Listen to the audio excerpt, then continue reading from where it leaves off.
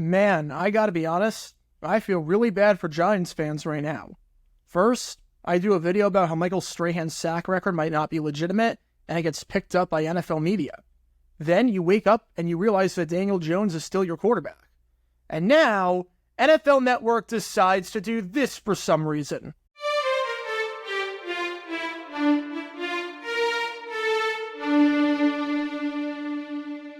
Welcome everybody to JG9 News, where we talk all things NFL all the time. I'm Jared Gear, and I'm representing the 904 from the 602, and today we are talking about NFL Network, the only thing right now that might be a bigger dumpster fire than the Arena Football League. If you love NFL Network, and you love watching the 2000 Ravens, oh man, do I have news for you, because NFL Network is devoting next week to doing a lot of coverage on the 2000 Ravens, maybe the greatest defense of all time, at a bare minimum, one of the greatest defenses ever, that team that won the Super Bowl. And I have no problem with this. I want to make that very clear. I have no problem with devoting a ton of coverage to the 2000 Ravens. I get the idea of trying to get Ravens fans to tune in, because they're showing a lot of Ravens games next week from that 2000 season, and they're airing Bullies of Baltimore, that documentary on the Ravens from that season.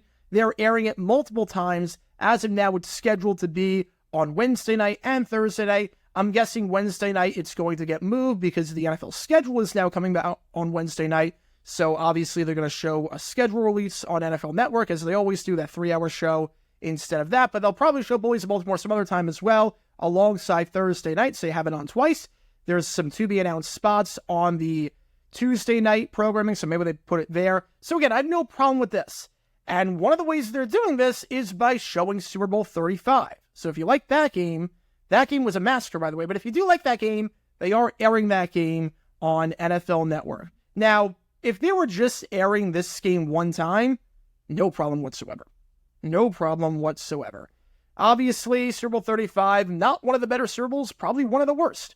Ravens won that game 34-7, and it was a pretty boring game outside of a 20-second stretch where you had a pick six, you then had a Dixon kickoff return touchdown for the Giants, and that was immediately followed by Jermaine Lewis's kickoff return for a touchdown for the Ravens. One of the craziest stretches in football history, one of the craziest stretches in Super Bowl history. Other than that, nothing really happened. This game was kind of boring to watch, one of the worst Super Bowls of the 21st century, maybe the worst of the 21st century, although Super Bowl 48 has something to say about that.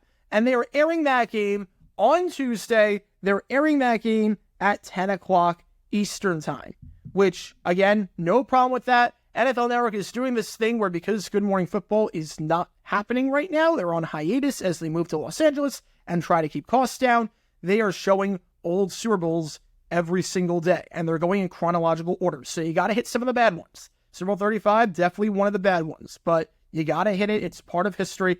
I love the description that says complete re-airs of the greatest Super Bowls in NFL history. I mean, it's one of the top 58. Super Bowl 35 is definitely one of the top 58 Super Bowls. I can't say too much more than that. It definitely was not one of the greatest. But again, if that was it, no problem whatsoever. But then they're airing it on Wednesday at 4 o'clock Eastern. So they're going to air it on Tuesday at 10 o'clock, and they're going to air it Wednesday at 4 o'clock. So you're seeing it twice in a 2-day stretch. That seems like a lot for a game that bad, but don't worry, it gets worse. Because guess what they're airing on Thursday at midnight, or Wednesday at 9 p.m. Pacific time? You guessed it, Super Bowl 35. All right, that's 3 times now in a 3-day stretch. They're airing a game that ended 34-7. Oh, but it gets worse, because guess what they're airing Thursday at 4 o'clock Eastern? That's right, Super Bowl 35. They are airing the 35th Super Bowl, a 34-7 massacre that was a terrible game, 4 times in a 3-day stretch. Again, 4 times in a 3-day stretch. I get the idea of trying to get Ravens fans to tune in and programming around that with Bullies of Baltimore showing the Super Bowl. I get that you have to show some of the old Super Bowls. Believe me, I totally get it. But 4 times in a 3-day stretch? What is this? I know you're not trying to air live programming. I know you're trying to keep costs down. But not even the most diehard Ravens fan is going to tune in for this and watch this Super Bowl 4 times in 3 days. You know, you can put on actual good games from that 2000 season from the Baltimore Ravens that appeal to more than just Ravens fans and that aren't the same game over and over again. Again, no problem with airing this game once, even twice. I'm not going to do a video on this. 4 times in 3 days, you could easily replace 2 of those spots with one of the following games. So you have Ravens-Titans from Week 11. That was a great game. Ravens won that one 24-23. Trent Dilfer threw a touchdown pass to Patrick Johnson with 29 seconds left, and then the Titans missed a field goal, Al Del Greco, as time expired. That was one of the best games of the 2000 season. They're not airing that because they got to show Super Bowl 35 another time. Yeah, the Ravens-Jaguars game from Week 2. Obviously not the best indication of Baltimore's defense and how good they were. That was definitely their worst defensive outing of the season. Jimmy Smith had nearly 300 yards receiving, maybe the greatest game by any receiver in NFL history in a losing effort, especially considering the defense he went up against. But it was a thrilling 39-36 game where the Ravens won on a Shannon Sharp touchdown with 41 seconds left and erased a 17-0 first quarter deficit. Might have been the greatest game of the 2000 season. 3 lead changes in the fourth quarter. You also had Ravens-Cardinals from Week 16. That was a close one-score game where the Cardinals were in the red zone twice in the fourth quarter, down 13-7, and the Ravens defense came up big, got some clutch stops, got some key stops, and won that game.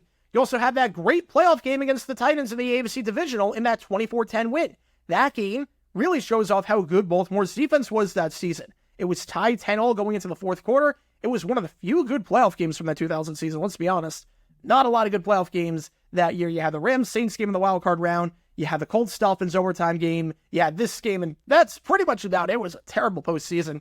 But the Ravens won that game while getting just 6 first downs and 134 yards of offense. They held onto the ball for 19 minutes. You want a game that's good? You want a game that shows off how dominant the Ravens defense was? You want a high-stakes game? That's a great game to air a rerun of. That's a phenomenal game to do that for. And it's not ideal, but you could show the AFC Championship game against the Raiders due to its significance. Again, the Ravens won that game 16-3. Not a good game, but the defense forced 5 turnovers. That's an option due to its significance.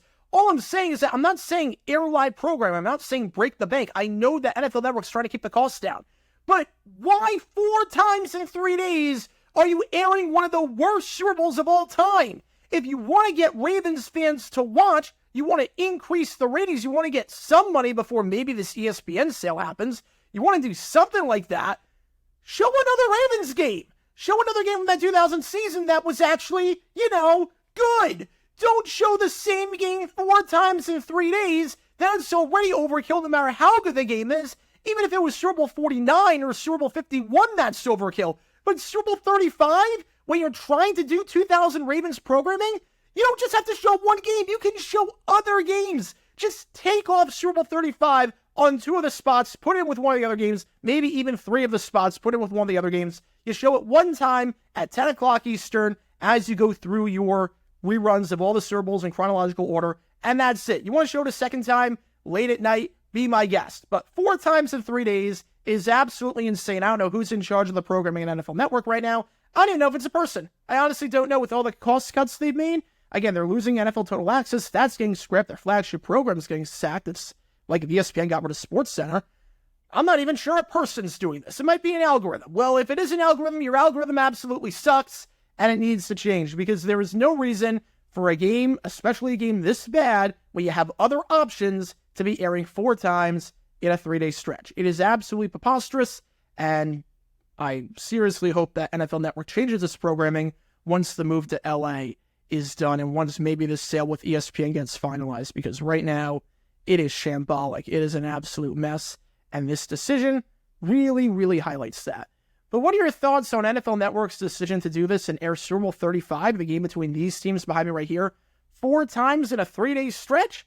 Let me know your thoughts in the comments down below, and what Ravens game do you want to see NFL Network air instead of a Super Bowl 35? If they had to take out 2 or 3 of those reruns and they could only show that game once, which one would you want to see on NFL Network? Which one would you want to see over literally the same Super Bowl over and over again? Let me know down below. And that's going to do it for this episode of GG9 News. Be sure you like and subscribe. It helps the channel out a lot. And be sure to check my main channel, JaguarGator9, where we talk all things NFL history all the time. Until next time, this is JaguarGator9 signing off. And as always, go Jags.